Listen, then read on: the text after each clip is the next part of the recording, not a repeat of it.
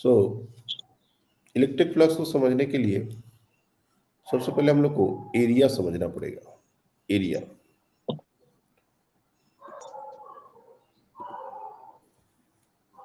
Area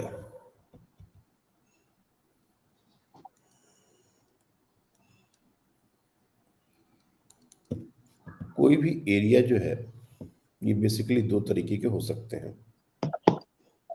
एक तो हमारा हो सकता है 2 डायमेंशनल एरिया और एक होता है 3 डायमेंशनल एरिया। ये किसी का माइक फिर से ऑन हो गया, किसका है? सर मेरे माइक से आवाज आ रही है।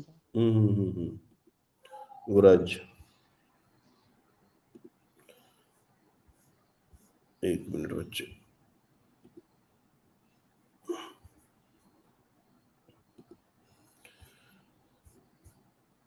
तो जब भी हम एरिया की बात करेंगे तो एरिया दो तरीके के हो सकते हैं। एक होता है 2 dimensional area, 2D area,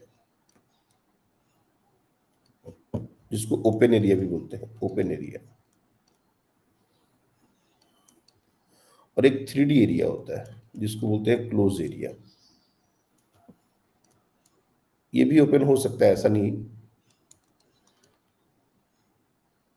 2D area का मतलब कोई भी लैमिना ले लो, सर्कुलर, प्लेट, रेक्टेंगुलर, ट्रायंगुलर, ये हमारे 2D एरिया हो गए। 3D एरिया क्या हुआ? स्फीयर का जो सरफेस एरिया होगा उसको 3D एरिया बोलेंगे।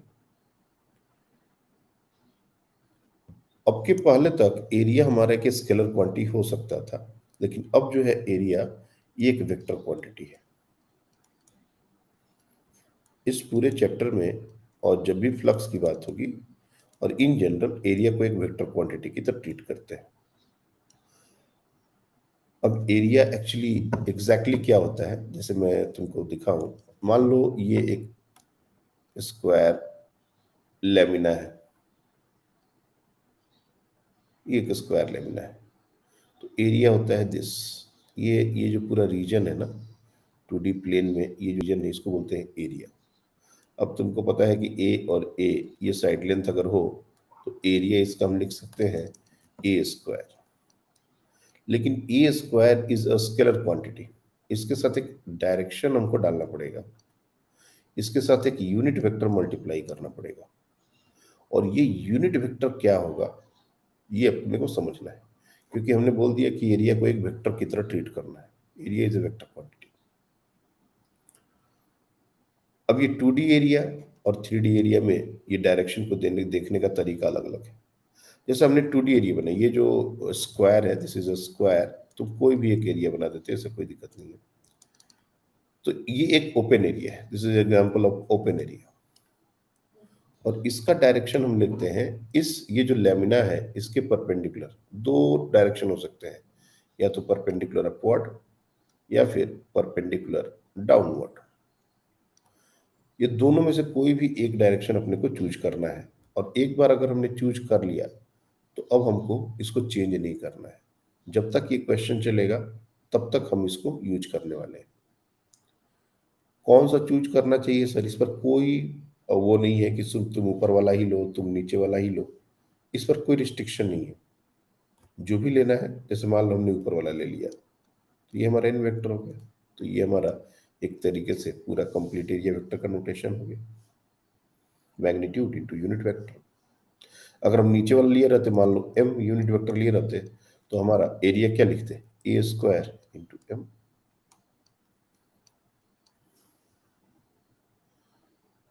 अब मान लो ये एरिया ऐसा ना हुआ, एक और ओरिएंटेशन इसका ले लो। जैसे ये एरिया कुछ ऐसा बना दिए, इस तरह का एरिया बना दिए, ये हमारा एरिया हो गया। And this is also an open area. अब इसका जो डायरेक्शन है वो या तो तुम ऐसे ले सकते हो या फिर ऐसे ले सकते हो, ये दोनों उस प्लेन के परपेंडिकुलर। तो जो भी एरिया 2D में हम कंसीडर कर रहे हैं उसके परपेंडिकुलर डायरेक्शन में, या तो अपवर्ड या डाउनवर्ड, या तो लेफ्ट या फिर राइट। और सिर्फ ऐसा नहीं है कि ये हॉरिजॉन्टल हुआ या वर्टिकल हुआ, हमारा एरिया तो कैसे भी हो सकता है। जैसे एक डायग्राम देखो,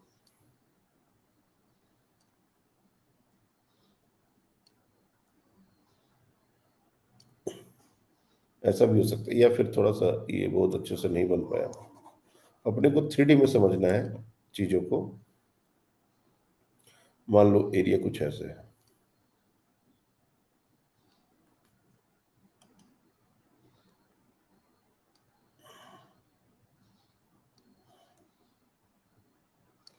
ऐसा।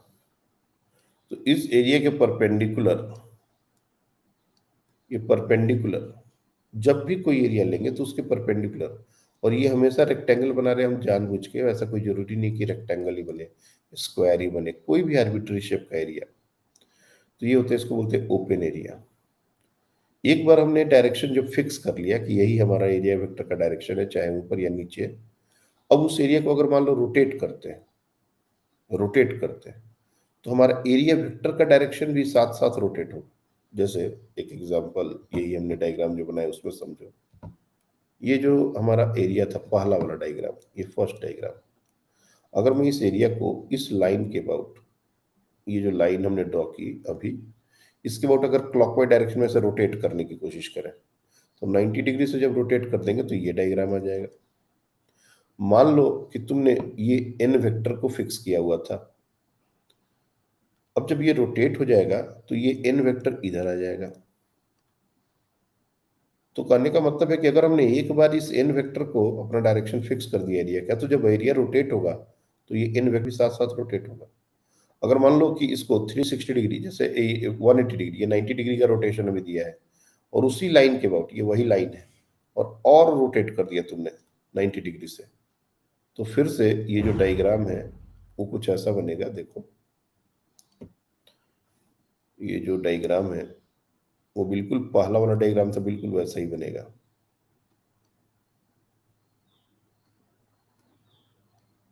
लेकिन अब ये एरिया वेक्टर हमारा नीचे की तरफ हो जाएगा, हमने इसको रोटेट कर दिया ना, तो अब हमारा जो एन वेक्टर है वो नीचे चला गया। तो जब, बोलने का मतलब ये है कि जब हम एक बार एरिया वेक्टर को फिक्स कर दिए और उसको रोटेट कर रहे हैं, उस एरिया को रोटेट कर रहे हैं, तो हमारा डायरेक्शन भी रोटेट होता है। अगर और रोटेट करेंगे तो फिर एरिया 90 डिग्री का रोटेशन देंगे तो एरिया वेक्टर लेफ्ट साइड में हो जाएगा, और फिर 90 डिग्री का देंगे तो इनिशियल सिचुएशन आ जाएगा।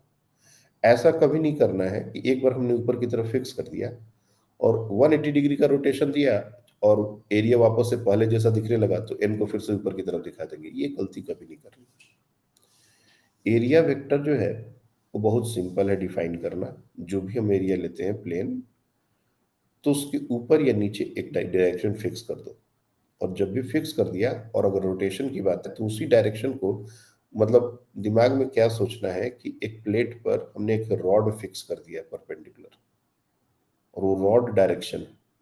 अब तुम एरिया को जैसे भी रोटेट करोगे वो रॉड उसी तरह से रोटेट होकर वैसे ही डायरेक्शन शो करता रहेगा हर बार। ऐसा नहीं कि उसको 180 डिग्री रोटेट किया और तब अब रॉड नहीं वापस ऊपर, नहीं, ये गलत है। ये हो गई ओपन एरिया के बारे में बात। जब भी कोई एरिया वेक्टर डिफाइन करना हो तो एरिया निकाल लो। नॉर्मल एरिया निकालने का हमारे पास बहुत सारा तरीका है, स्क्वायर है, रेक्टेंगल है, ट्रायंगल है, और उसके बाद उसको एक डायरेक्शन दो, यूनिट वेक्टर से मल्टीप्लाई कर दो। लेकिन अगर क्लोज एरिया हुआ या 3 डायमेंशनल एरिया हुआ तब क्या करें? जैसे मान लो कुछ इस तरह का एरिया हुआ, 3D एरिया, ये सारे 2D एरिया थे। ये 3D एरिया कैसे होता है? एक तो जितने की क्लोज फिगर है, जैसे मान लो एक स्फीयर, ये स्फीयर छोड़ दो, एक आलू, ऐसा ये पोटैटो, पोटैटो आर्बिट्री शेप। तो पोटैटो का जो आउटर कवरिंग है वो एक तो सरफेस एरिया है, अंदर पूरा वॉल्यूम है, अंदर छोड़ दो। लेकिन ये जो सरफेस हमने बनाया है ये तो एक एरिया है, इसका सब कर्व सरफेस एरिया हम लोग निकालते थे रेगुलर ज्योमेट्री फिगर के लिए। इसका डायरेक्शन कैसा होगा? तो इसका डायरेक्शन क्या होता है, जिस भी पॉइंट पर बात करेंगे, जैसे ऊपर बात करेंगे तो उस पॉइंट के नॉर्मली आउटवर्ड, इस पॉइंट पर बात करेंगे तो ये नॉर्मली आउटवर्ड,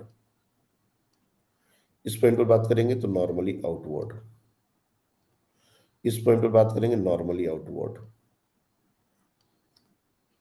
हर पॉइंट पर, और ये 2D में दिख रहा जरूर रहा होगा लेकिन है ये 3D, याद रखना। क्लोज्ड एरिया का जो एरिया वेक्टर होता है वो उस पॉइंट पर परपेंडिकुलर आउटवर्ड डायरेक्शन होता है। और कैसे परपेंडिकुलर ड्रॉ करेंगे? एक छोटा सा पैच ले लो, हाँ छोटा सा एक पैच ले लो। कहोगे सर ये तो आर्बिट्री शेप का है, तो कैसे करेंगे? जरूर आर्बिट्री शेप का है, लेकिन वहां पर एक छोटा सा एरिया कंसिडर कर सकते हो जो कि 2D एरिया बन जाएगा। एरिया जब पोटैटो हो चाहे कोई भी इस तरह का आर्बिट्री शेप का एरिया तुमने लिया, शेप लिया, और चाकू से एक छोटा पतला स्लाइस उसमें काटोगे तो पतला एरिया मिलेगा नहीं अपने को? मिलेगा ही मिलेगा। और अगर हमको वहां पर डायरेक्शन चाहिए तो उस छोटे पतले से एरिया को जो चार्ट उसको काट के निकाल रहा है उसके परपेंडिकुलर डायरेक्शन में, यही होता है हमारा एरिया वेक्टर का डायरेक्शन। अगर रेगुलरली, सपोज एक रेगुलर स्फीयर है, अगर मैं एक रेगुलर स्फीयर की बात करूं,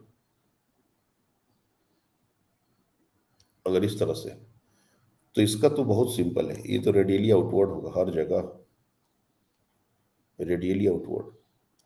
और ये मैं 2D में दिखा रहा हूं लेकिन है ये 3D, हर जगह रेडियली आउटवर्ड। लेकिन ये बात जब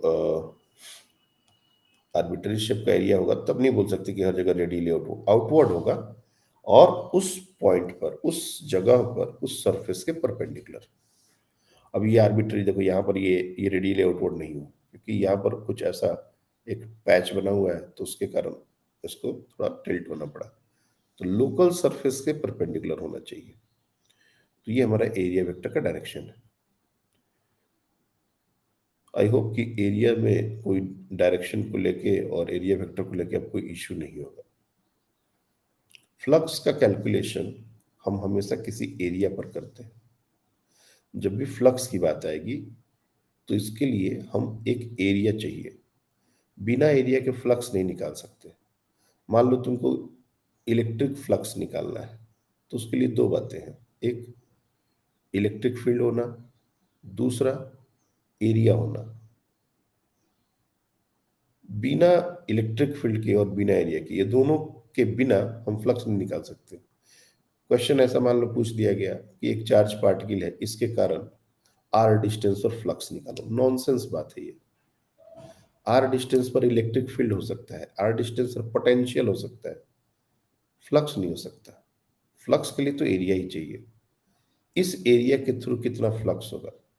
तो अगर हम फ्लक्स की बात, मतलब लिटरल मीनिंग का है कि व्हाट इज फ्लक्स, तो तुम बोल सकते हो कि it is number of lines passing through a given area. जैसे मैंने यहाँ पर डायग्राम्स निकाले हैं, देखो ये देखो, कहाँ चला गया कर्सर? हाँ, ये देखो, ये तो खैर इलेक्ट्रिक फील्ड का साथ एरिया वेक्टर का डायरेक्शन है। ये डेल्टा ए आई, ये हमारा ये जो छोटा सा पैच है इसके ऊपर परपेंडिकुलर है। इफ यू सी, ये जो हमने डायग्राम निकाला है, एरिया इलेक्ट्रिक फील्ड वाले वेक्टर को रहने दो, अभी ये इस पॉइंट पर 90 डिग्री बना रहा है, ये एरिया वेक्टर है। और दूसरा डायग्राम, हमने दो तीन डायग्राम यहाँ पर निकाले थे, एक और डायग्राम कहाँ है? हाँ, ये वाला।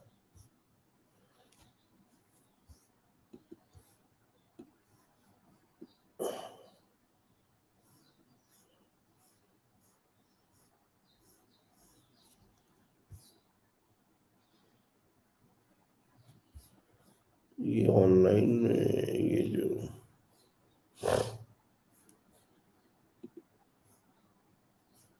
रुक जाइए, हम्म, हाँ, ये थोड़ा सा स्क्रॉल मूव करने में यहाँ दिक्कत आता है। चलिए ठीक है, फिर भी कोशिश किया जाएगा। हाँ, ये देखो, ये एक इलेक्ट्रिक फील्ड है और इस एरिया को कैसे पेनिट्रेट करके पास कर रहा है, इसी को एग्जैक्टली फ्लक्स कहते हैं। फ्लक्स क्या है? किसी भी इलेक्ट्रिक फील्ड के कारण और ये बेसिकली इलेक्ट्रिक फील्ड के स्ट्रेंथ को बताने का तरीका है। एक तो है सीधे मैग्नीट्यूड बता दिया, और दूसरा तरीका है flux. Flux is a way to represent the strength of electric field in any region. So electric flux को पहले डिफाइन कैसे करें, डिफाइन कर लो। Electric flux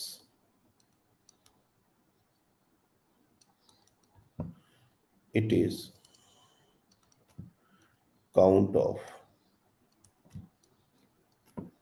electric field lines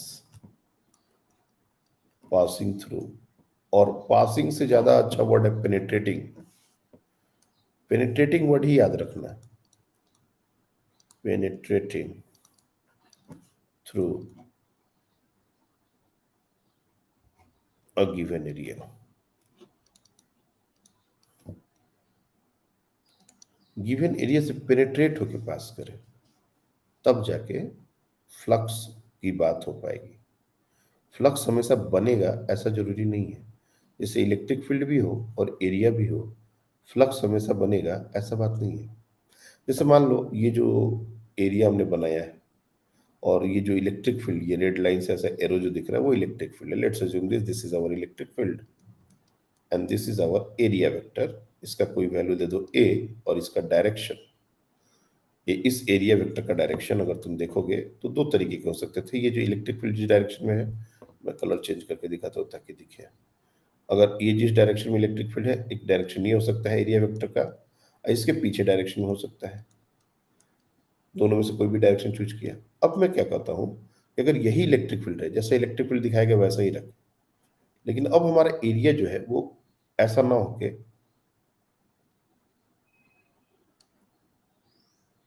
अगर इस तरह का एरिया हम लगा लें, ये एरिया ऐसा,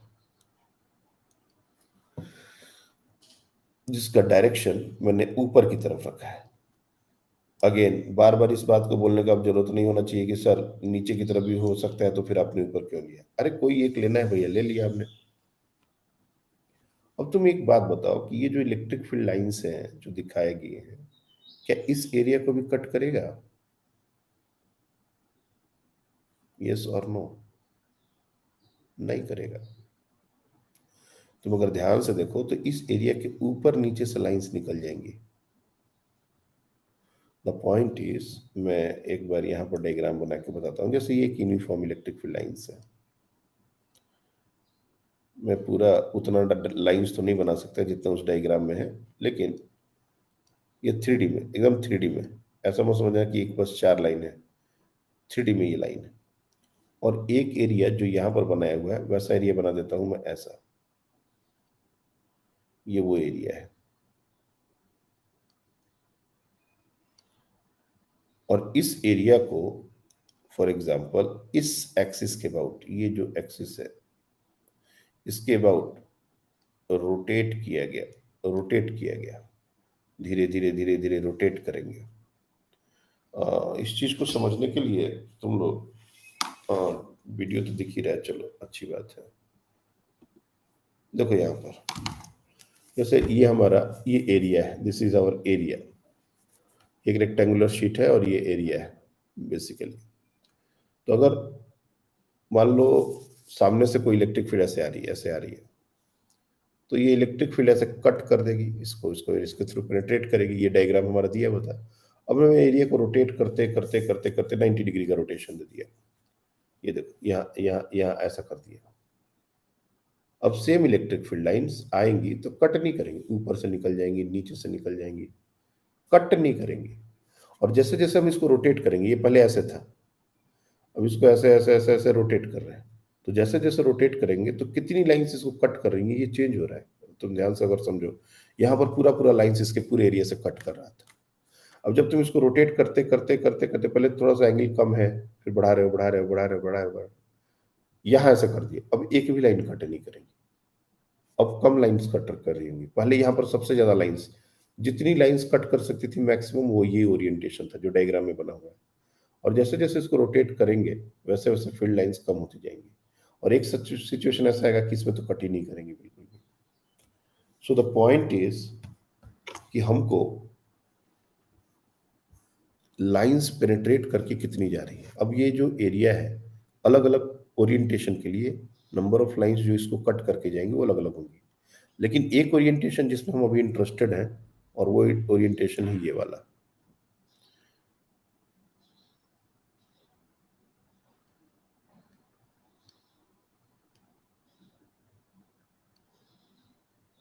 ये ओरिएंटेशन रोटेट करके ये बिल्कुल ऐसा हो गया, और ये हमारा वो एक्सिस है जिसके अबाउट हम रोटेट कर रहे थे, इसी के अबाउट रोटेट कर रहे थे। इस सिचुएशन में ये जो इलेक्ट्रिक फील्ड लाइंस है इसको कट नहीं करेंगे तो फ्लक्स हो जाएगा जीरो। तो सेम एरिया हो, सेम इलेक्ट्रिक फील्ड हो, लेकिन अगर ओरिएंटेशन चेंज करेंगे तो फ्लक्स हमारा चेंज होगा। इसीलिए इलेक्ट्रिक फील्ड में, सॉरी इलेक्ट्रिक फ्लक्स में सिर्फ एरिया वेक्टर, सिर्फ इलेक्ट्रिक फील्ड वेक्टर, यही दोनों काफी नहीं है, ओरिएंटेशन का भी बहुत महत्व है। और ये काउंट है इलेक्ट्रिक फील्ड लाइंस कितनी पास कर रही है, 10 20 50, लेमन तरीके से अगर बोलना हो 100 लाइंस पास कर रही है, 50 लाइंस पास कर रही है, तो एक तरीके से ये काउंट है। और काउंट कोई वेक्टर नहीं होता, काउंट जो हमेशा स्केलर क्वांटिटी 5 10 20 ये स्केलर क्वांटिटी होती है। Electric field vector quantity, area vector quantity, और इससे जो रिजल्ट मिल रहा है वो एक स्केलर क्वांटिटी। अब बताओ ऐसा कौन सा हमने टर्म वेक्टर में डिफाइन किया है कि जिसमें दो वेक्टर इन्वॉल्व तो जरूर हो, लेकिन उसका जो रिजल्टेंट है, उसका जो फाइनल रिजल्ट है वो एक स्केलर क्वांटिटी बन जाए। हमने डिफाइन किया सर वेक्टर, यस डिफाइन किया है। डॉट प्रोडक्ट, डॉट प्रोडक्ट इसीलिए डिफाइन किया गया है। तो इलेक्ट्रिक फ्लक्स का जो फॉर्मल तरीका होता है, formal way to calculate the electric flux, flux को डिफाइन करते हैं ऐसे ऐसे फाई से लिखते हैं, फाई, इसका नोटेशन जो है वो फाई है। तो फाई कैलकुलेट करने का जो तरीका होता है वो सिंपली होता है ई डॉट एस, ई डॉट एस, डॉट प्रोडक्ट। और इसको अगर थोड़ा एक्सपैंड कर दें तो E into S into cos of theta, theta is angle between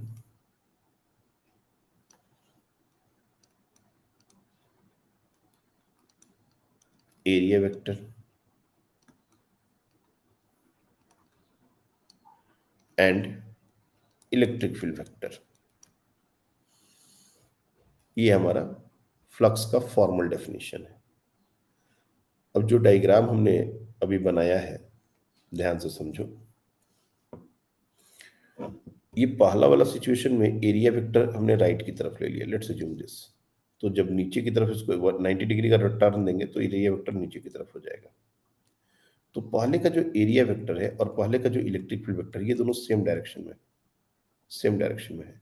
इसलिए ई डॉट ई एस को जब तुम तोड़ोगे तो कॉस टेक की वैल्यू जीरो डालनी पड़ेगी, और ये फॉर्मूला रिड्यूस होके ई इंटू एस बन जाएगा, ई इंटू एस। लेकिन अगर दूसरे वाले डायग्राम में, ये पहला डायग्राम की बात कर रहे हैं, दूसरे वाले केस में तुम देखोगे इलेक्ट्रिक फील्ड तो ऐसे जा रहा था और एरिया वेक्टर नीचे है, तो यहाँ पर एंगल हो गया 90 डिग्री, तो कॉस 90 डिग्री डालोगे जीरो हो जाएगा। तो जब यहाँ पर तुम फ्लक्स कैलकुलेशन करोगे सेकेंड वाले एरिया पर, तो ई इंटू एस तो सेम लिखोगे लेकिन हो जाएगा कॉस 90, और ये मैथमेटिकली हमारे ये जीरो आ गया।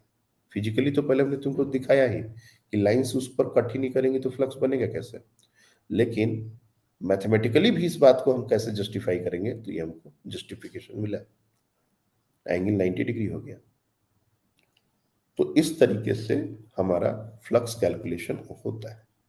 This is the formal way to find out flux through any area.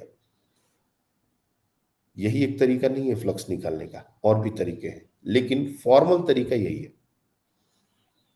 अब इलेक्ट्रिक फील्ड किसी रीजन में यूनिफॉर्म भी हो सकता है, नॉन यूनिफॉर्म भी हो सकता है। यूनिफॉर्म हुआ तो बहुत अच्छी बात है, और पूरा स्पेस का बात छोड़ दो, जिस एरिया पर हमको फ्लक्स निकालना है, अगर उस एरिया पर इलेक्ट्रिक फील्ड पूरे एरिया पर यूनिफॉर्म नहीं रहा तब। दूसरी बात, ये यूनिफॉर्म होने का मतलब मैग्नीट्यूड और डायरेक्शन दोनों होता है। ये इलेक्ट्रिक फील्ड एक वेक्टर क्वांटिटी है, और वेक्टर क्वांटिटी मैग्नीट्यूड वाइज भी चेंज करे तो चेंज होगा, और डायरेक्शन वाइज भी चेंज करे तो चेंज होगा। तो अगर हम इलेक्ट्रिक फ्लक्स को निकालना चाहते हैं किसी भी एरिया पर, तो नो डाउट ये formula phi equal to E dot S हमने यूज किया है, ये तो सही है। लेकिन जनरली ये फॉर्मूला डायरेक्टली कब यूज करेंगे? If E is uniform throughout the area.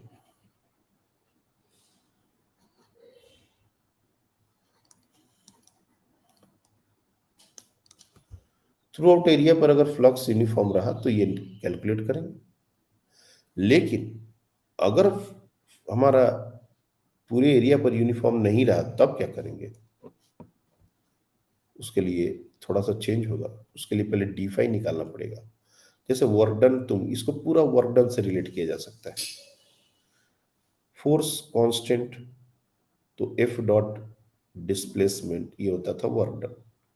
Force constant नहीं है तो small work done F dot D X and then integration. यहां पर भी वही काम करना होगा। If electric field is not uniform, मैं यहां पर कंडीशन डाल रहा हूं, if E is not uniform throughout the area,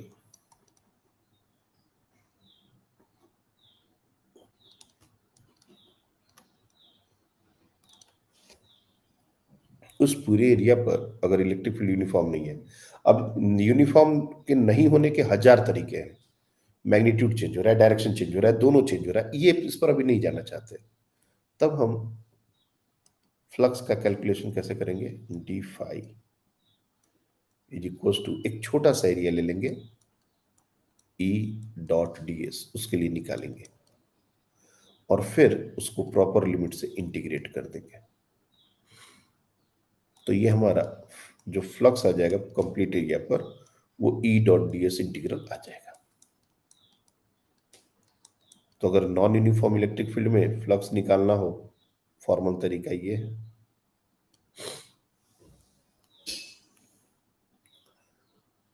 तो दो तरीके हैं। जैसा मैंने कहा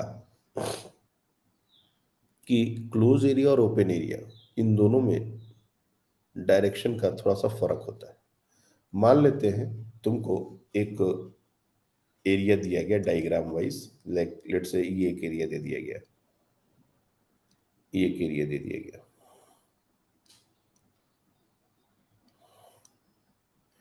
ये हमारा एक एरिया है।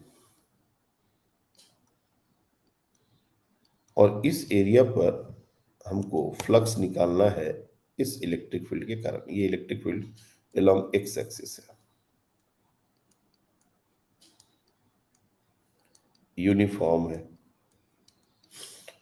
दिक्कत नहीं है अगर इस एरिया का मैग्नीट्यूड रहा कैपिटल ए और मैं कुछ देर के लिए इस डायरेक्शन को एक्स एक्सिस, इस डायरेक्शन को वाई एक्सिस और इस डायरेक्शन को जेड एक्सिस, ये थ्री डायमेंशनल कोऑर्डिनेट सिस्टम हम कंसिडर कर रहे हैं। तो तुम चाहो इलेक्ट्रिक फील्ड का अगर मैग्नीट्यूड ई नॉट है तो ई नॉट आई कैप डाल सकते हो। एरिया वेक्टर को हम क्या लिखेंगे? तो एरिया हमारा हो जाएगा एरिया। तो अब यहां पर दिक्कत ये है कि एक बच्चे का मन हुआ कि हम सर इधर एरिया का डायरेक्शन लेंगे, तो एरिया लिख देंगे हम ए इंटू आई। किसी ने कहा नहीं सर मेरा मन तो इधर है, ले लो, क्योंकि हमको तुमने हमने दोनों को अलाउ किया हुआ है। तो कोई लिखेगा ए माइनस है, सेम एरिया, लेकिन दो बच्चों ने अलग अलग तरीके से लिखा। अब जब फ्लक्स कैलकुलेशन होएगा फाई, तो तुम देख सकते हो कि अगर पहले वाले के साथ करेंगे ई नॉट ए, सीधे सीधे आ जाएगा ई नॉट इंटू ए। और जब दूसरे वाले के साथ करेंगे तो ये आ जाएगा माइनस ई नॉट इंटू ए, क्योंकि यहां इस डायरेक्शन में cos 180 डिग्री का टर्म आ जाएगा। और माइनस है ऑलरेडी, तो माइनस मतलब तुम cos 180 डिग्री देखो कि इलेक्ट्रिक फील्ड और एरिया वेक्टर के बीच में cos 180 डिग्री, वो एंगल 180 डिग्री है उसके कारण, और नहीं तो यहाँ पर माइनस आई से सीधे तुम मैथमेटिकली करोगे। अब ये माइनस क्यों आया? तो देखो, एक दरवाजे पर हम खड़े हैं, बहुत अच्छे से इस कॉन्सेप्ट को समझना। और ये जो दरवाजा है ना, ये एक दीवार पर, ये यहाँ पर बता रहा हूँ मैं एक डायग्राम। सोचो ये एक दीवार है, रूम रूम नहीं है, रूम कुछ भी नहीं है, एक दीवार है, ये दीवार है। और इस दीवार में एक दरवाजा बना हुआ है यहां पर। अगर हम किसी बंदे को इसके इस साइड खड़े कर दें और एक बंदे को इसके इस साइड खड़े कर दें, ये दो बंदे हैं। अगर कोई भी इस गेट के थ्रू इधर से इधर जाता है, इसके लिए वो क्या होगा, जाना या आना? तो तुम कहोगे ये वन वाले के लिए ये जो है वो जाना है, और दूसरे वाले के लिए क्या है, आना है। अगर कोई बंदा इधर से इधर जाए तब ऐसे मूवमेंट हुआ इस डोर के थ्रू, तो सेकंड वाले के लिए ये जाना हुआ, फर्स्ट वाले के लिए आना होगा। मतलब एक ओपन एरिया के लिए इनकमिंग आउटगोइंग डिसाइड करना हम डिसाइड कभी नहीं कर पाएंगे। हम किस साइड खड़े हैं उस पर डिपेंड करता है, और ये हमारा चॉइस है। हम वन की जगह पर खड़े होंगे तो हमारे लिए इनकमिंग और आउटगोइंग का मतलब जो होगा, और हम जब सेकंड की पर पॉइंट पर खड़े होंगे तो इनकमिंग आउटगोइंग का जो मतलब होगा ये टोटली चेंज हो जाएगा। अगर कोई फ्लक्स पॉजिटिव आया, जैसे यहां पर पॉजिटिव है, जनरली इसको बोलते हैं हम लोग आउटगोइंग फ्लक्स, आउटगोइंग। और जब कोई निगेटिव होता है तो इसको बोलते हैं इनकमिंग। क्यों ऐसा, ये इस डायग्राम से तुम समझ सकते हो।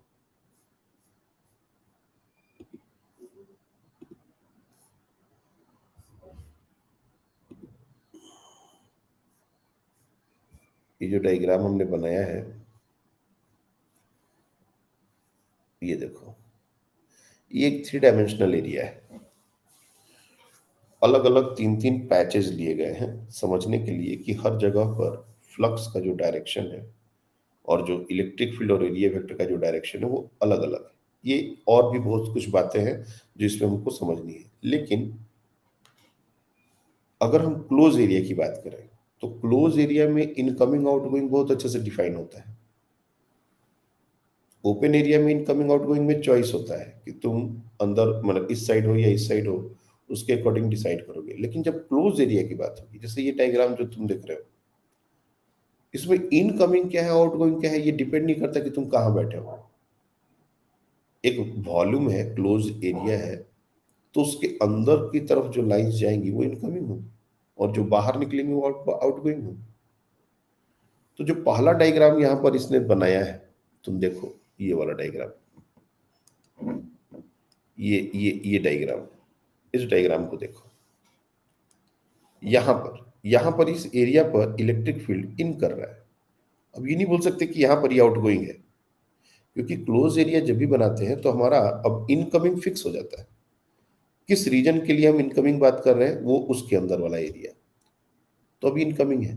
तो यहां पर देखो कि एरिया वेक्टर और इलेक्ट्रिक फील्ड वेक्टर के बीच का जो एंगल है, ये जो थीटा है, ये ग्रेटर देन 90 डिग्री आ जाएगा, greater than 90 degree.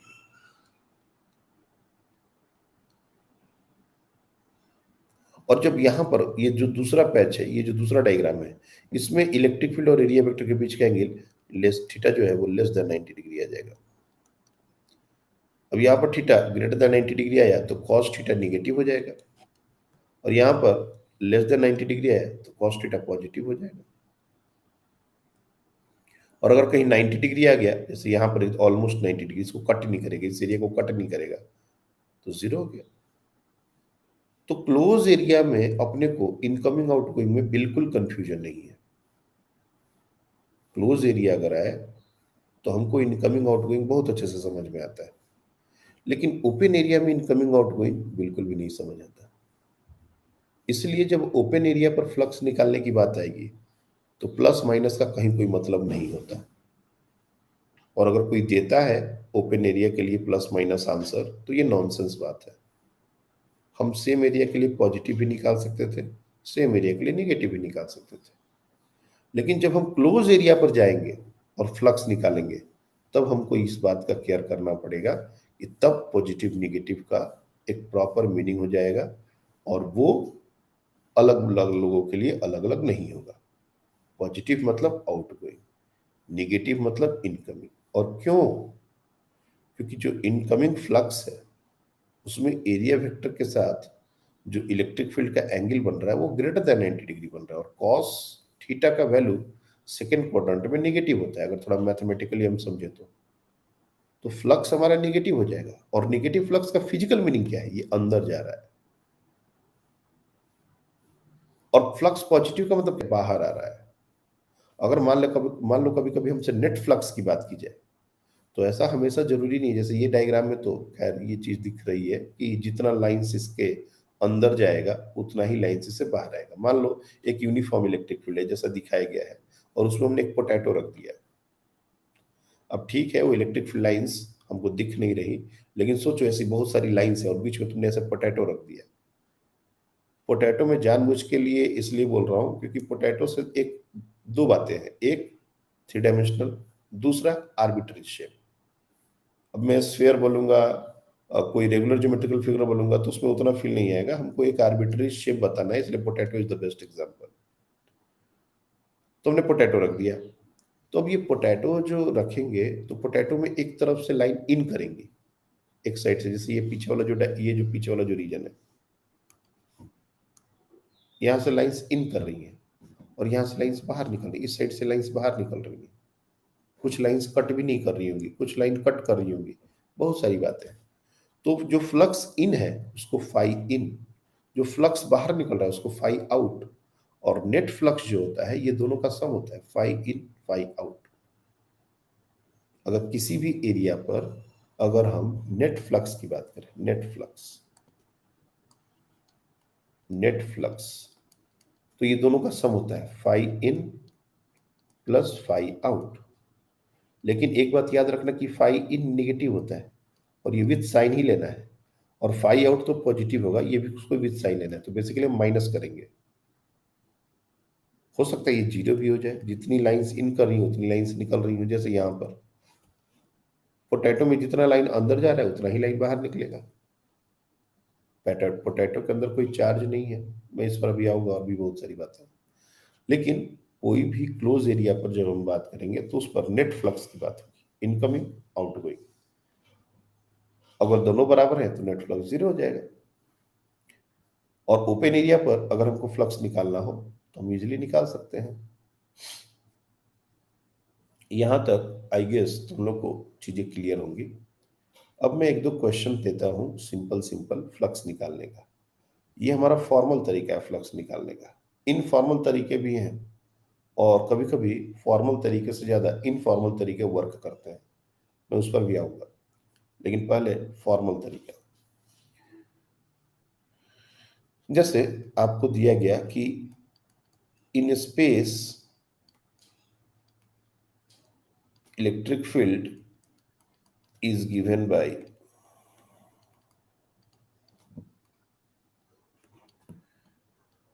3i minus 2j plus 5k। ये इलेक्ट्रिक फील्ड वेक्टर है। इलेक्ट्रिक फील्ड एक वेक्टर क्वांटिटी है, और वेक्टर को इस तरह से रिप्रेजेंट करते हैं। ये थ्री डायमेंशनल ने इलेक्ट्रिक फील्ड डिनोट कर दिया। क्वेश्चन क्या है, find the flux due to this field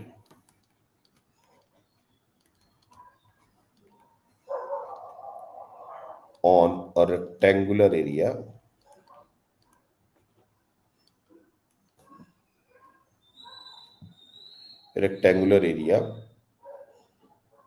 of side length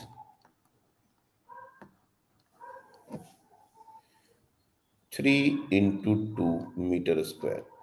ये 3 into 2 बोलने का मतलब है कि 3 लंबाई हो गई, 2 चौड़ाई हो गई, मीटर में है, इसलिए सीधे सीधे हमने 3 into 2 मीटर स्क्वायर ले लिया। इफ इसमें तीन सब पार्ट है, क्या क्या सब पार्ट है। पहला, area is parallel to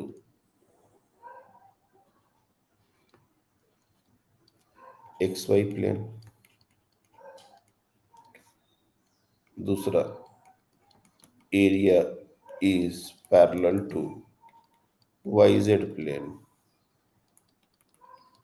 area is parallel to X Z plane. तीन क्वेश्चन, तीन आंसर।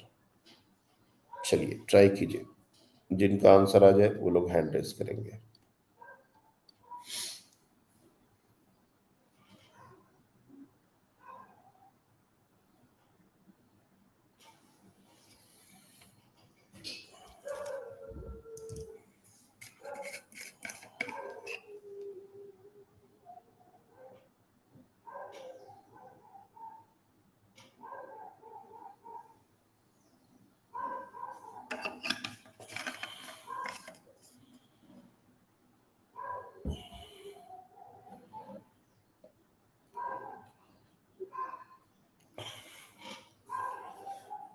मुझे सुनने में आया था कि तुम लोग का 10 के आसपास कोई टेस्ट है जिसमें, टर्म टेस्ट आई गेस, जिसमें ये पूरा चैप्टर आ रहा है। पूरा चैप्टर मतलब पहला चैप्टर या पहला और दूसरा दोनों चैप्टर?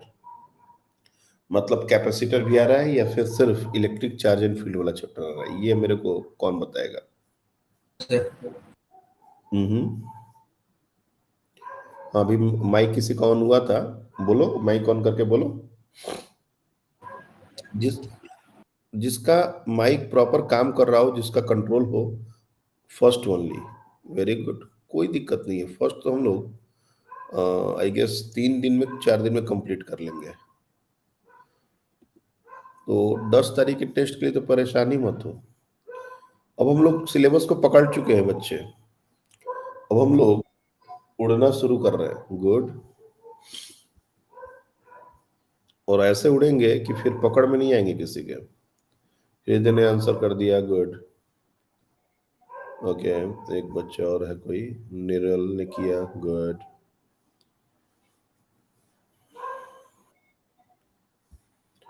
सूरज ने भी, पार्थ ने भी। नए बच्चे जो अभी तक आंसर नहीं कर देते, उन लोग से मेरे को आंसर चाहिए। सृजल, ये आंसर नहीं करते बच्चे आप। गौरी, कभी आंसर नहीं आता, कैसे चलेगा काम बताइए?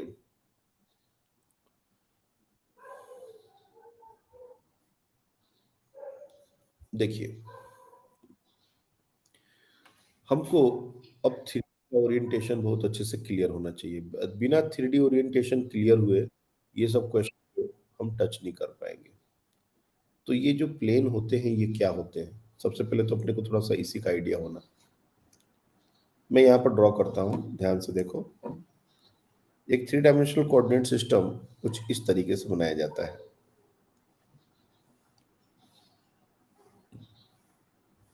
ये एक 3 डायमेंशनल कोऑर्डिनेट सिस्टम है। ये हमारा ओरिजिन है।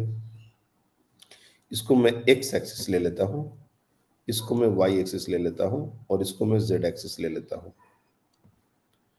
याद रखना कि एक्स और वाई लेने के लिए हम फ्री हैं, मतलब कोई भी दो कोऑर्डिनेट लेने के लिए फ्री है। तीसरा कोऑर्डिनेट इस रिलेशन को सेटिस्फाई करना चाहिए। ऐसा नहीं है कि हम लोग एक्स और वाई तो ऐसे ले लिया और जेड को नीचे की तरफ ले लें। नहीं, एक्स और वाई जैसा होगा उसके अकॉर्डिंग हमारा जेड होगा। तो ये चीज मैं बार बार जब भी 3 डायमेंशनल कोऑर्डिनेट सिस्टम ड्रॉ करता हूँ तो ये बात जरूर बोलता हूँ। कुछ बार लोगों को ये बात सुनाई देती है, तो ये बात ही नहीं सुनाई देती। Okay, now what is X Y plane? सबसे पहले तो अपने को ये प्लेन का ओरिएंटेशन क्या है ये समझना पड़ेगा। तो एक्स और वाई से मिलके जो प्लेन बनता है, जैसे मैं यहाँ पर बताऊं तो ये वो प्लेन है। ये वो प्लेन है एक्स वाई प्लेन। अगर तुमसे पूछा जाए what is Y Z plane, this is your X Y plane, X Y plane. और ये एक्स वाई प्लेन सिर्फ फर्स्ट क्वाड्रेंट में नहीं है, ये पूरा, ये जो प्लेन बनेगा ये पूरा प्लेन। मैं पूरा दिखाऊंगा तो फिर दूसरा दिखाने का जगह नहीं बचेगा, इसलिए मैंने सिर्फ थोड़ा दिखाया। एक एक क्वाड्रेंट में देखा जाए। वाई जेड प्लेन का मतलब वाई और जेड से मिलके जो प्लेन बनता है, लाइक दिस। ये हमारा वाई जेड प्लेन है। और Z X plane, Z X plane तो ये सीधे सीधे यहाँ पर बना दो जेड एक्स प्लेन। ये एक क्वाड्रेंट में इसको ये जेड एक्स प्लेन है, सामने बिल्कुल ये सामने वाला, ये हमारा जेड एक्स प्लेन। तो ये प्लेन को समझना बहुत आसान है।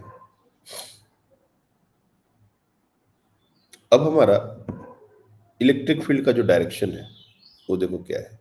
3i माइनस 2j प्लस 5 के। एक तो है कि हम प्रॉपर मैथमेटिकली इस क्वेश्चन को करें, हमको बिल्कुल भी ओरिएंटेशन का कोई लेना देना नहीं है, हम सीधे सीधे इस क्वेश्चन को प्योर मैथमेटिकली तरीके से करना चाहते हैं तो भी चलेगा, तो भी आंसर आएगा। लेकिन प्योर मैथमेटिकल तरीके से क्या होगा कि तुमको फील नहीं आएगा। जब अच्छे क्वेश्चन आएंगे और वहां पर थोड़ा सोचने का जरूरत होगा तो तुम हमेशा फॉर्मूला की बात करोगे। इसलिए हमको दिमाग में सोच के क्वेश्चन करने हैं। जैसे मान लो तुमसे पूछा गया कि एरिया जो है वो एक्स वाई प्लेन के पैरेलल है, और एक्स वाई प्लेन के पैरेलल में अगर हम कोई भी एरिया बनाते हैं, लेट्स अज्यूम कोई एक एरिया तुमने ऐसा बना दिया इस एक्स वाई प्लेन में, ऐसा बनेगा एरिया वो। अब इसका डायरेक्शन या तो ऊपर की तरफ रखोगे या नीचे की तरफ रखोगे, मतलब इसका डायरेक्शन या तो के डायरेक्शन होगा या माइनस के डायरेक्शन होगा, इसके अलावा कुछ और हो नहीं सकता। तुम्हारी मर्जी, तुम के ले लो माइनस के ले लो। तो अगर वो एरिया एक्स वाई प्लेन के पैरेलल हुआ तो एक्स वाई प्लेन के परपेंडिकुलर डायरेक्शन के लॉन्ग उसका डायरेक्शन होता है। ये अपने को समझ आ गया, एक एरिया से ये चीज हमने समझ ली। तो तुम फर्स्ट वाले के लिए, जैसे मतलब इस क्वेश्चन के लिए S1 में अगर उस एरिया को S1 से डिनोट करूं तो तुम क्लियरली क्या लिख सकते हो, 6, एरिया तो वैल्यू 6 और इसको प्लस के या माइनस के, मैंने चलो प्लस के ले लिया, कोई दिक्कत नहीं। अब एरिया वेक्टर हो गया और इलेक्ट्रिक फील्ड वेक्टर हमको दिया हुआ है 3i माइनस 2j प्लस 5 के। अब इसके साथ डॉट करना है, तुमको आई जी के टर्म्स में अगर कोई दो वेक्टर दिया रहे तो डॉट करने आता है। तो अगर ये एरिया वेक्टर है तो फ्लक्स क्या हो जाएगा, 5 1 जो हमारा पहला आंसर है, इसमें आई का कॉफिशिएंट 0 है, जे का कॉफिशिएंट 0 है, सिर्फ के का कॉफिशिएंट है, तो के से के को मल्टीप्लाई करोगे आ जाएगा 30। This is your answer. Similarly second वाले में मैं अभी मैथमेटिकली इस चीज को बता रहा हूँ, वाईजेड प्लेन में अगर कोई एरिया रखेंगे तो उसका डायरेक्शन एक्स एक्सिस के लॉन्ग होगा। ध्यान से देखोगे तो वाईजेड प्लेन के परपेंडिकुलर डायरेक्शन में हमारा एक्स एक्सिस होता है। तो एक्स एक्सिस के लॉन्ग अगर करना हो तो उसका जो एरिया वेक्टर का डायरेक्शन हो जाएगा 6i, और यहां से फ्लक्स जो होगा 5 2 ये हो जाएगा 6 × 3 18। और तीसरे में अगर हम एरिया वेक्टर की बात करें तो ये वाईजेड प्लेन पर है, एक सॉरी एक्सजेड प्लेन पर, तो एक्सजेड प्लेन के परपेंडिकुलर मतलब वाई एक्सिस, तो वाई एक्सिस का मतलब 6j। अब और यहाँ पर 5 3 कैलकुलेट करेंगे तो अगर कैलकुलेट करें तो -12, एक्चुअली मैग्नीट्यूड लेना है। मैं क्या कर रहा हूँ, ओपन एरिया में कभी भी माइनस जनरली नहीं दिया जाता, क्योंकि ओपन एरिया में माइनस का मतलब ही है फ्लक्स का इनकमिंग आउटगोइंग, जो कि ओपन एरिया पर कोई मतलब नहीं बनता। इस बात को मैंने पहले ही बताया था। तो जब भी कभी ओपन एरिया पर फ्लक्स कैलकुलेशन की बात आए तो तुम मान के चलो कि तुमको आंसर नेगेटिव नहीं देना है। कैसे, तुम ऐसा एरिया का डायरेक्शन ले लो ताकि फील्ड और एरिया दोनों सेम डायरेक्शन हो जाए। फॉर एग्जाम्पल इलेक्ट्रिक फील्ड देख रहे हैं माइनस जे डायरेक्शन में, तो तुम एरिया वेक्टर को भी माइनस जे ले लो, क्या दिक्कत क्या है। एरिया वेक्टर को प्लस जे माइनस दोनों लेना था तो तुम माइनस ले लो। अगर लग रहा है कि सर जस्टिफाई नहीं हो रहा है तो माइनस ले लो। हम तो कोई भी प्लस के माइनस के दोनों ले सकते थे, प्लस आई माइनस आई दोनों ले सकते थे, तो जो प्लस जे माइनस जे भी ले सकते हैं। कितने लोगों का ये तीनों आंसर करेक्ट आ गया था, रेज योर हैंड्स।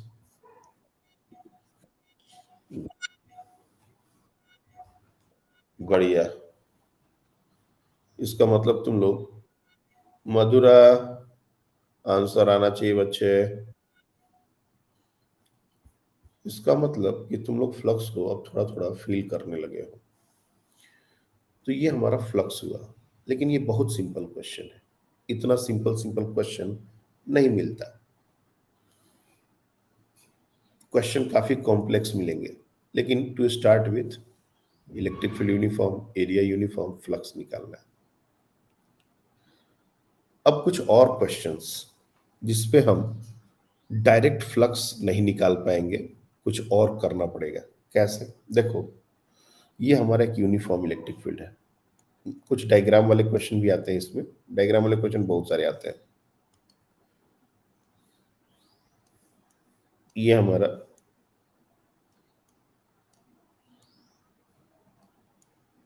एक यूनिफॉर्म इलेक्ट्रिक फील्ड है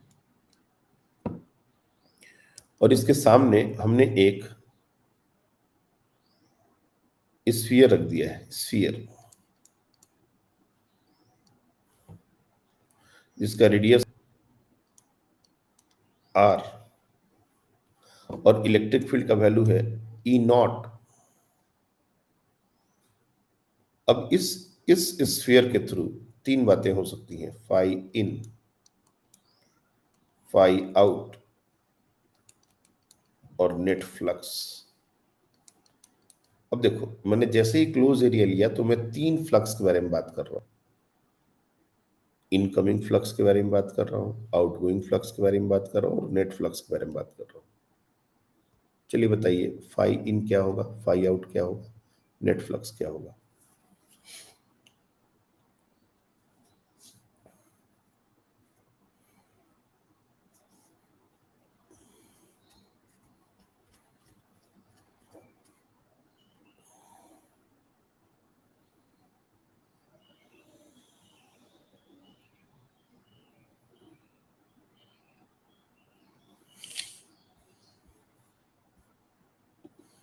इनका हो जाए।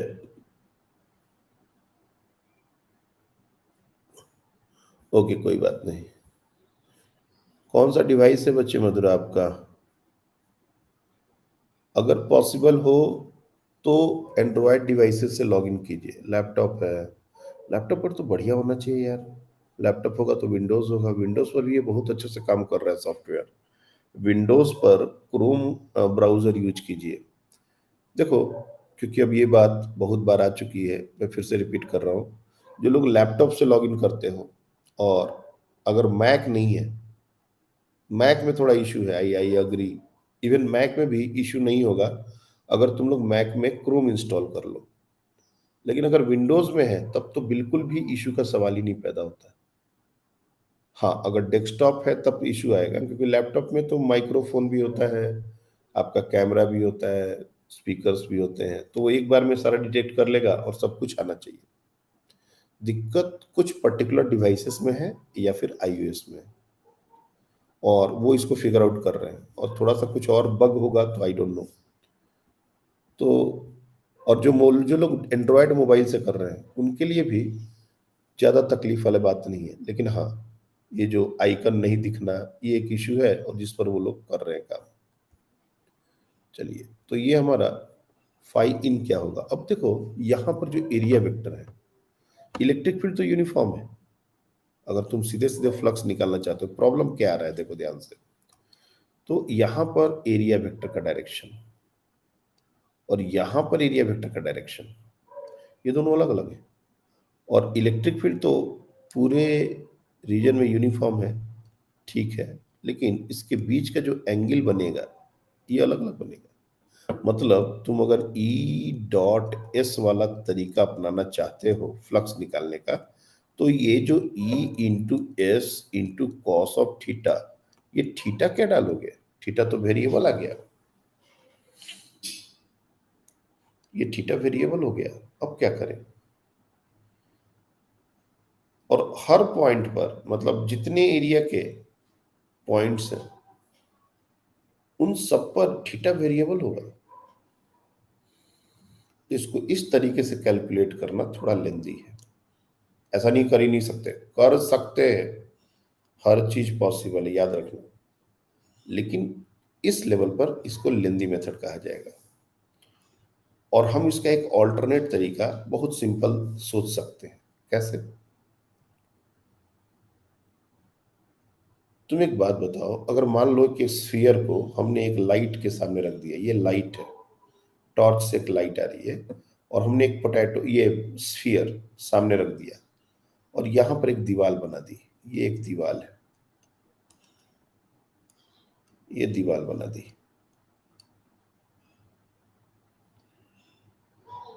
इसका शैडो कैसा बनेगा? सब लोग बोलोगे सर सर्कल बनेगा। ये सर्कल शैडो क्यों बनता है? क्योंकि इतने दूर की लाइट को वो रोक देता है, लाइट पेनिट्रेट करके नहीं पास कर पाता, इसलिए इतने दूर में लाइट नहीं आता, और बाकी जगह लाइट आता है। तो जब मैं इलेक्ट्रिक फील्ड की बात करूंगा तो इलेक्ट्रिक फील्ड भी सिर्फ इतने ही रीजन का इस स्फीयर के अंदर जाएगा, अगर देखा जाए तो। इसके बाहर का भी नहीं जाएगा। और ये सर्कल के बारे में एक और इंपॉर्टेंट बात है कि इसका भी रेडियस वही आर होगा जो स्फीयर का है, अलग नहीं होगा। ऐसा नहीं बड़ा हो गया छोटा हो गया। इसको बोलते हैं projection. This is called projection. Projection. तो एक स्फीयर का प्रोजेक्शन एक सर्कल होता है जिसका रेडियस उस स्फीयर के रेडियस के बराबर होता है।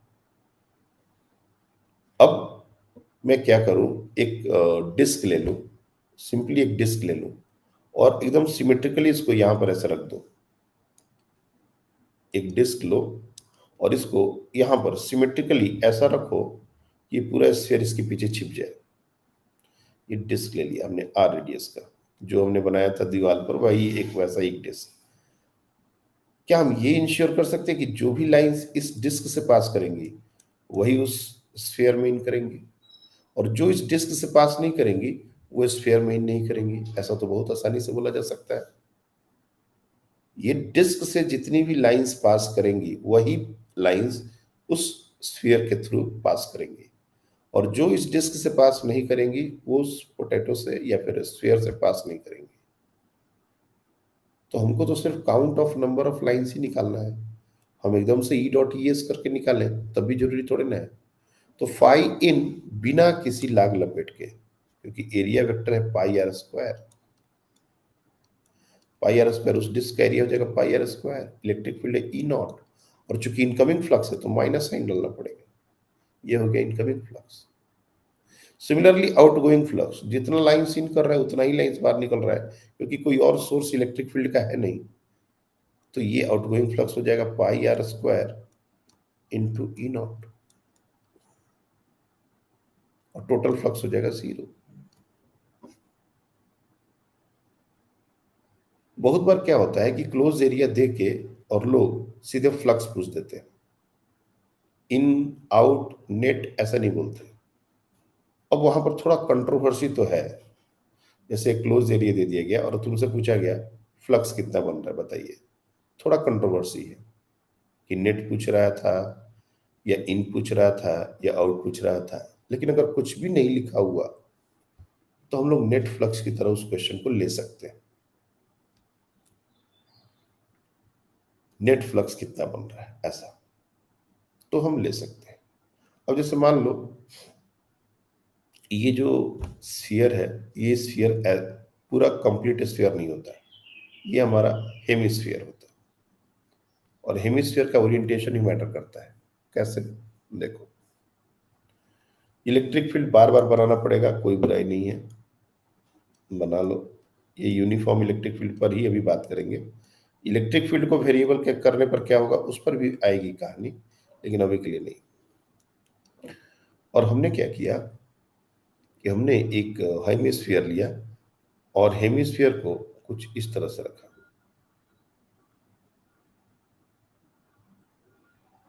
ऐसे रख दिया। ये इसका बेस है और ये इसका रेडियस है आर।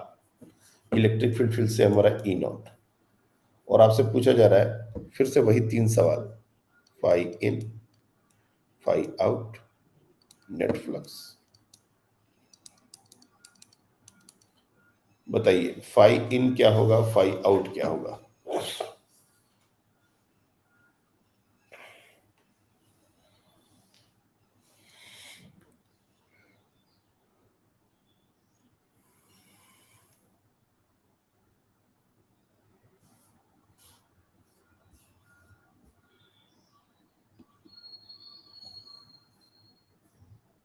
Not upon 2। माइक तो काम कर रहा है, कुछ जिनका काम कर रहा है वो माइक अनम्यूट करके आंसर क्यों नहीं दे रहे? मैं तो अजीब बात है, जब तो आपका कर रहा है तो अनम्यूट करके आंसर किया कीजिए। बहुत सारे बच्चों ने आंसर, वेरी गुड। इसमें फिर वही कहानी, इसमें फिर वही कहानी रिपीट होगी। इसका प्रोजेक्शन लेना पड़ेगा। इस हेमिस्फीयर के सामने एक टॉर्च जलाओगे तो इसका प्रोजेक्शन एक सेमी सर्कल बनेगा लाइक दिस। और इस एरिया से जितनी भी लाइंस पास करेंगी वही इस स्फीयर को, हेमिस्फीयर को कट कर सकती हैं। न इसके ऊपर की लाइन कट करेंगी, न नीचे की लाइन कट करेंगी। और दूसरी बात अगर कहा जाए कि बेस से तो कोई लाइन कट ही नहीं करेगा, मतलब प्रिसाइज हो जाए हम कि इसके बेस से कितना फ्लक्स बनेगा, तो बिल्कुल भी नहीं बनेगा बेस से फ्लक्स। अगर ये सॉलिड हेमिस्फीयर है या क्लोज हेमिस्फीयर है तो बेस से तो कोई फ्लक्स ही नहीं बनेगा, क्योंकि बेस का डायरेक्शन जो है और इलेक्ट्रिक फील्ड का डायरेक्शन एक दूसरे के साथ 90 डिग्री एंगल बना रहा है, तो बेस से फ्लक्स जीरो है। क्लियरली बोला जा सकता है phi through base is zero, न इनकमिंग न आउटगोइंग। हाँ, कर्व सरफेस एरिया, ये जो फ्लक्स है ये कर्व सरफेस एरिया है, कर्व सरफेस एरिया के थ्रू, कर्व सरफेस एरिया के थ्रू। तो इनकमिंग कितना हो जाएगा, pi r square by 2 into E naught with minus. Outgoing कितना है, pi r square by 2 into E naught. Outgoing net flux zero.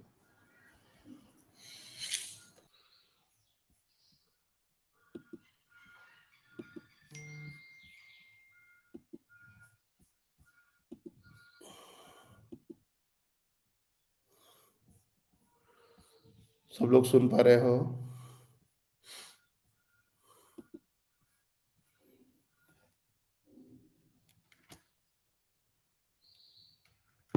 Everyone able to hear me?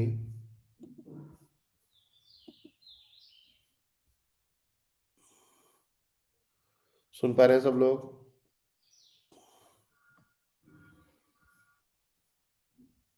Hello, okay. देखो यहाँ पर अभी लाइट कटी थी, तो क्या है, ये प्लेटफॉर्म के बारे में बहुत कुछ चीजें हम धीरे धीरे धीरे धीरे जानेंगे। लाइट कटी थी तो ये जो रिकॉर्डिंग है वो भी पॉज हो गया, डिस्कनेक्ट हो गया, फिर से स्क्रीन शेयर करनी पड़ी, फिर से रिकॉर्डिंग स्टार्ट हुआ। वापस आते हैं हम लोग अपने डिस्कशन पर। आई गेस स्क्रीन विजुअल है तो, और आवाज भी आ रही होगी प्रॉपर। तो फाई इन हमारा हो गया pi r square by 2 into E naught. Outgoing क्या होगा, phi out pi r square by 2 e naught plus, और नेट फ्लक्स हो गया जीरो। और इस तरह के बहुत सारे क्वेश्चन आपके दिए जाएंगे। मैं आज डीपीपी भी शेयर करूंगा, आपके बुक में भी बहुत सारे एग्जाम्पल हैं। ये सामने जैसे ये जो इलेक्ट्रिक फील्ड हमने बनाया, इसमें जैसे ये इलेक्ट्रिक फील्ड है, और ये मैक्सिमम यूनिफॉर्म इलेक्ट्रिक फील्ड से ही ये सारे क्वेश्चन पूछे जाते हैं इस तरह से। और सामने हमने एक राइट सर्कुलर कोन रख दिया, ये देखो सामने आपका एक राइट सर्कुलर कोन है, राइट सर्कुलर कोन ऐसा, ये रेडियस r और ये हाइट h।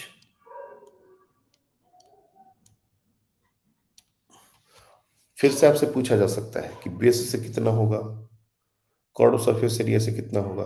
तो अब ये चीज तुम लोग के लिए नई नहीं है। बेस अभी भी 90 डिग्री का एंगल बनाएगा, फाई थ्रू बेस ये हो जाएगा जीरो। और कर्व सरफेस से अगर बताएं,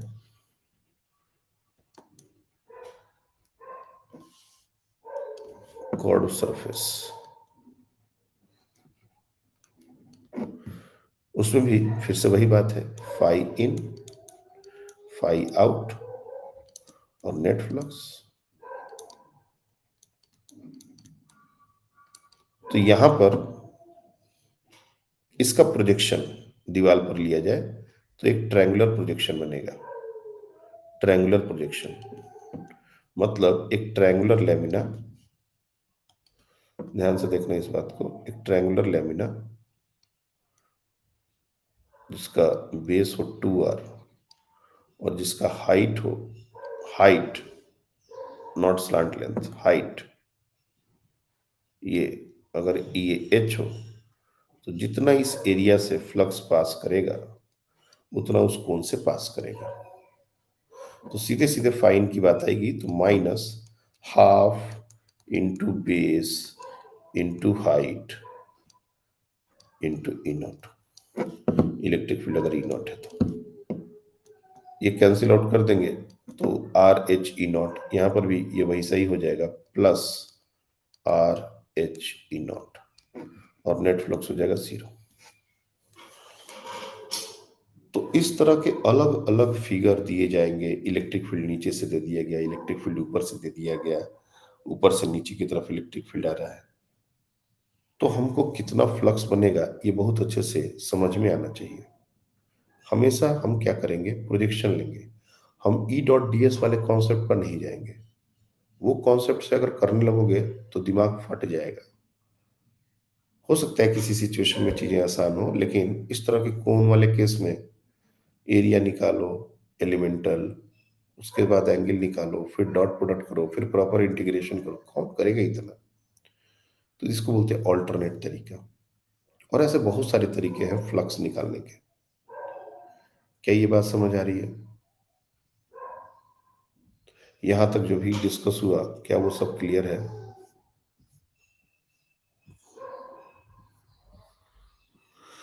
चलिए, अब हम लोग कुछ और इससे आगे बात करते हैं। मान लो एक सिचुएशन दिया गया कि एक हमारा पॉइंट चार्ज है और इसका लोकेशन कहां पर है। ये लोकेट हो रहा है एक स्क्वायर एरिया, एक स्क्वायर एरिया से। ये जो स्क्वायर एरिया है,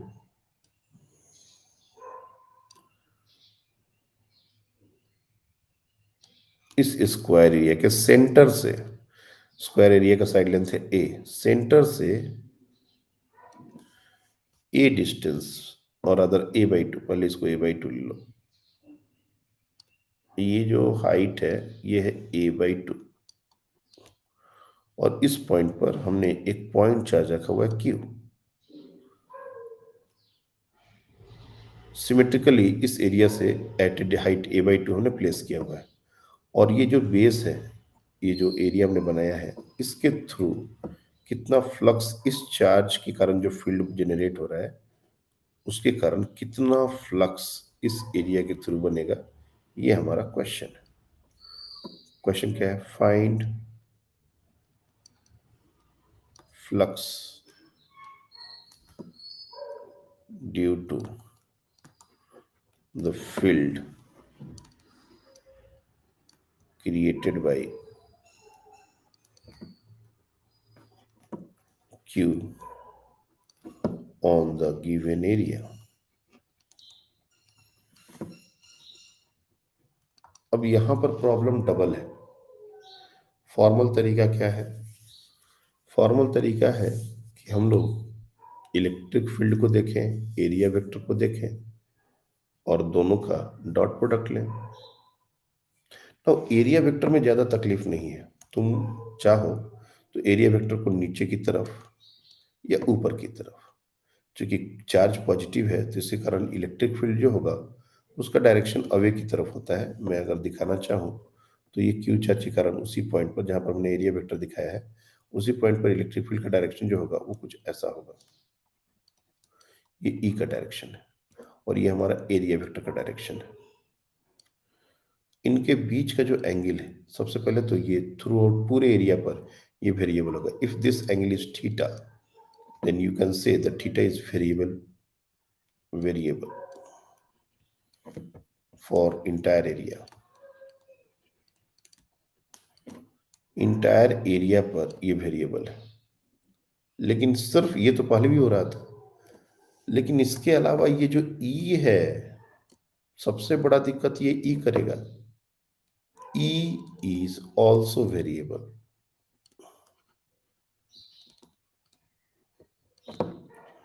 ऑन इंटायर एरिया। ई जो है वो भी वेरिएबल है पूरे एरिया पर। क्यों ऐसा हो रहा है? अलग अलग पॉइंट अलग अलग डिस्टेंस पर होगा ना। इस एरिया से तुम कोई भी एक पॉइंट, अलग अलग पॉइंट ले लो और उस चार्ज से ज्वाइन करो, सबका डिस्टेंस सेम थोड़े ना है। बहुत सिंपल सा लॉजिक है। ये हमारा एक एरिया है, ये हमारा एक एरिया है, और चार्ज को हमने रख दिया यहाँ।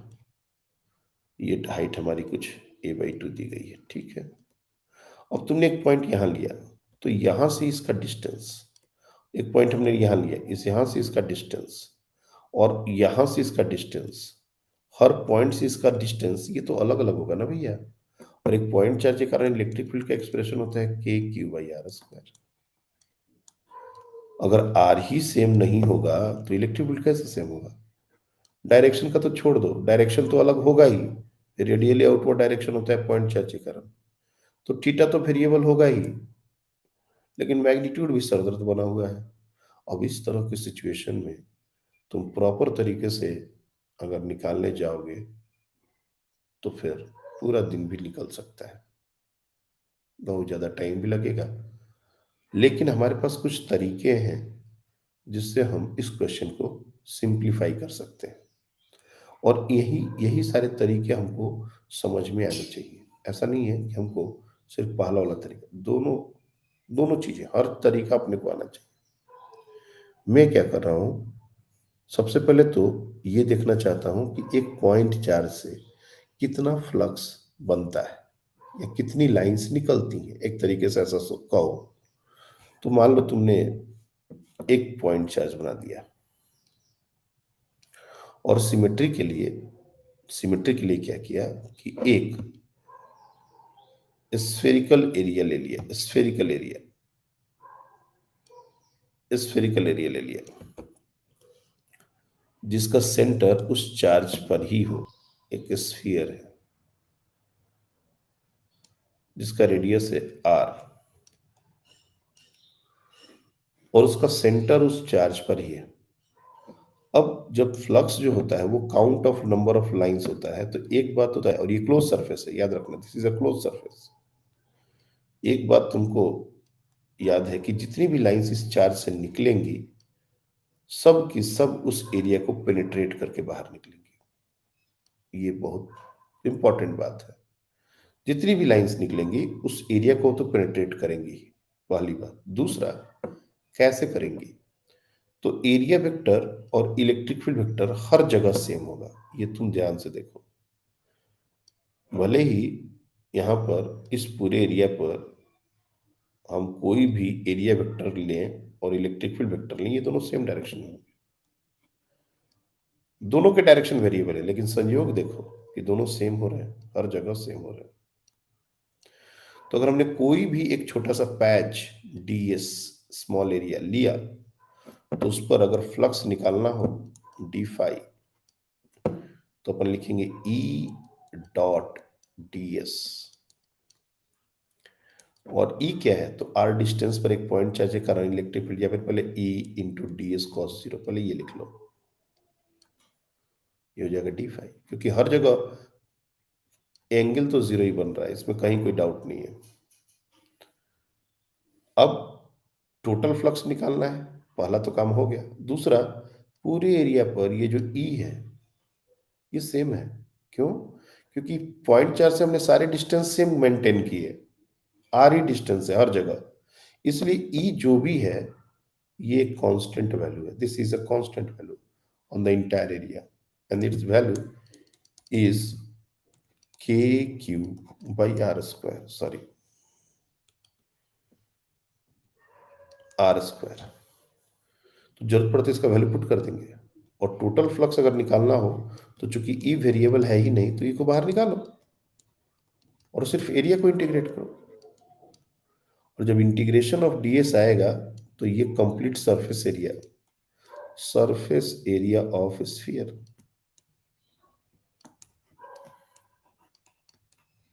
ये दे देगा। और सरफेस एरिया ऑफ स्फीयर होता क्या है? 4πr², तुम लोग ने पढ़ा है। तो अब बारी है टोटल फ्लक्स निकालने की, फाई, तो E that is equal to 1/4πε0 Q/r² into ds का इंटीग्रेशन है s, विच इज 4πr²। अब 4πr², ये पूरा का पूरा टर्म कैंसिल आउट हो रहा है, बच रहा है क्या? Q/ε0। इसमें कोई हमने रिस्ट्रिक्शन नहीं डाला था। पॉइंट चार्ज हमने एरिया जरूर अपने मन से स्फेरिकल लिया था, लेकिन ये तो तय है कि हम एरिया चाहे कैसे भी लेते, कितनी लाइंस उसे निकल रही हैं, इससे एरिया का कोई लेना देना नहीं। 100 लाइंस निकल रही हैं, तुम पोटैटो शेप का एरिया लेते तब भी 100 लाइंस उसे पास करती, स्फेरिकल लेते तो भी 100 लाइन पास करती। यानी कि एक जनरल स्टेटमेंट ये बनाया जा सकता है कि अ पॉइंट चार्ज, लास्ट के 5-10 मिनट बहुत कॉन्सेंट्रेट करना, फ्लक्स और लाइंस, लाइंस या फिर ऐसे flux due to a point charge, ऐसे लिखोगे तो ज्यादा सही है। Flux due to a point charge,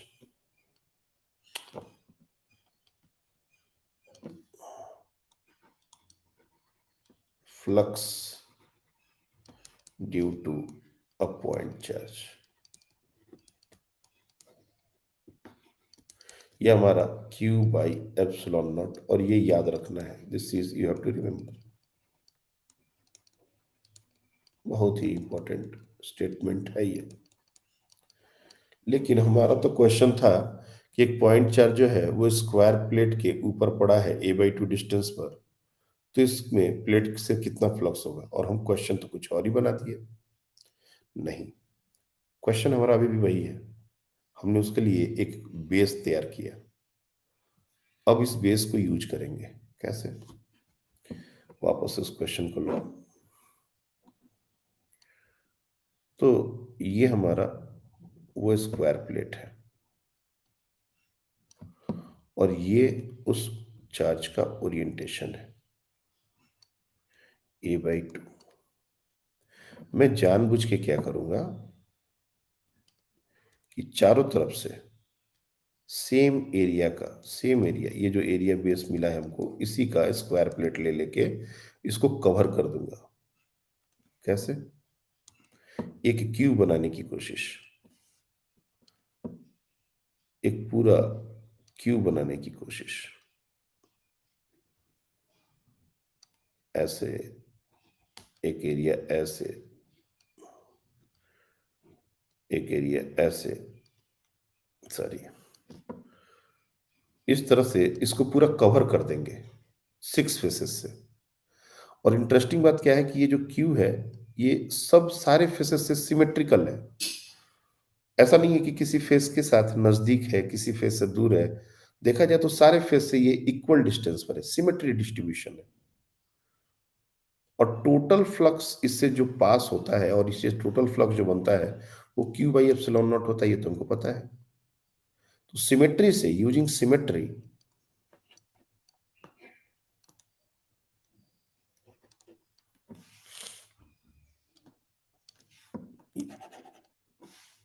using symmetry,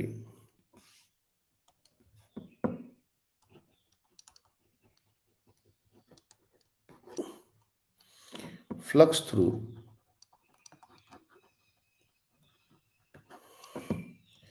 any one phase,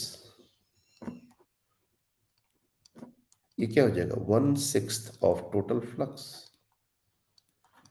and this is your answer।